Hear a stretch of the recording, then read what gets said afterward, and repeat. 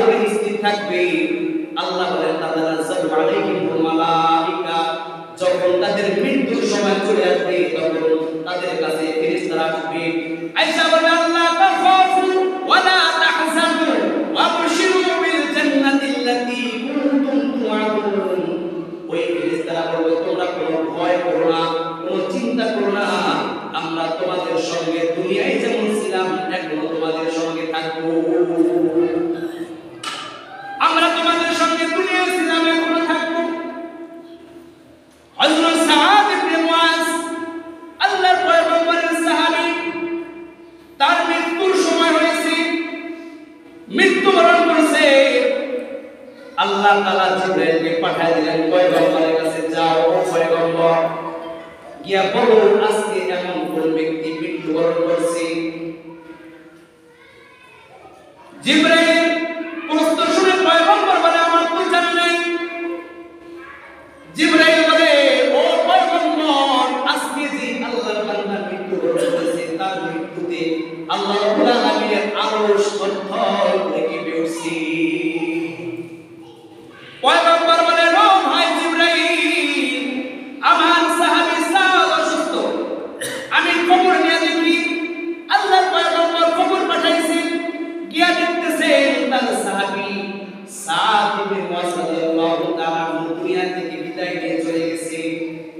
আল্লাহর পয়গম্বর এই ঘটনা শুনে সাদ ইবনে মুআজের বাড়ির দিকে রওনা শুরু করছে। এত দ্রুত গতিতে পয়গম্বর যাইতেছে, সাহাবায়ে বলতেছেন ইয়া রাসূলুল্লাহ, আপনি আমাদেরকে ক্লান্ত করে দিলেন, আমাদের জুতার ফিতা ছিঁড়ে গেছে, শরীর থেকে চাদর পড়ে গেছে।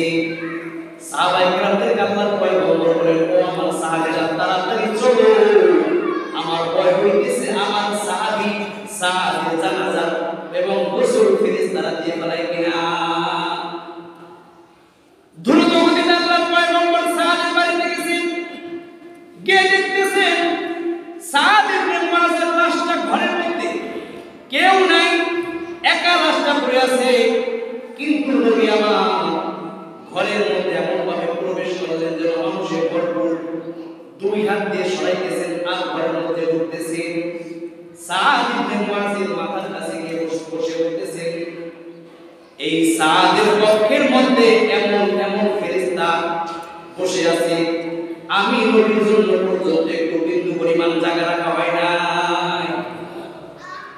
আল্লাহর পয়গম্বর বলেন আমার সাহাবী সাদের জন্য আল্লাহ তাআলা আসমান থেকে এমন এমন ফেরেশতা আল্লাহ পাঠাইছেন আর বলছেন ও ফেরেশতারা যাও আমার সাহাবী সাদের জানাজা পড়ে আসো। এমন এমন ফেরেশতা সাদের জানাজা আসছে যে ফেরেশতারা কোনদিন এই পৃথিবীর মধ্যে আসে নাই। এমন ফেরেশতা পাঠাইয়া সাদ ইবনে মুআজের জানাজা পড়াইলেন। সাদ ইবনে মুআজের মৃত্যুতে আল্লাহ তাআলার আরশে পড়ছে। হাদিসের মধ্যে আছে আল্লাহর পয়গম্বর বলেন যখন কোন ঈমানদার, কোন নামাজি, দিনদার, মুত্তাকি, পরহেজগার যখন দুনিয়া থেকে বিদায় নেয়, ওই ব্যক্তির জন্য আসমান এবং জমিন 40 দিন পর্যন্ত কান্না করে। আল্লাহ রাসূল বলেন আসমানে দুইটা দরজা আছে, একটা দ্বারা বান্দা রিজিক আসে আর একটা দ্বারা বান্দার আমলনামা উঠে। বান্দা যখন মৃত্যুবরণ করে এই দুইটা দরজাই বন্ধ হয়ে যায়, রিজিক আসা বন্ধ হয়ে যায়, আমল উঠাও বন্ধ হয়ে যায়। এই জন্য আসমানের এই দুইটা দরজা বান্দার জন্য কান্না করে। পয়গম্বরের সাহাবী হযরত আব্দুল্লাহ ইবনে মুআজ রাদিয়াল্লাহু হযরত আব্বাস রাদিয়াল্লাহু তাআলা আনহুকে জিজ্ঞাসা করা হলো ফামা বাকা সামাওয়াতু ওয়াল আরদ, মানুষের জন্য আসমান আর জমিন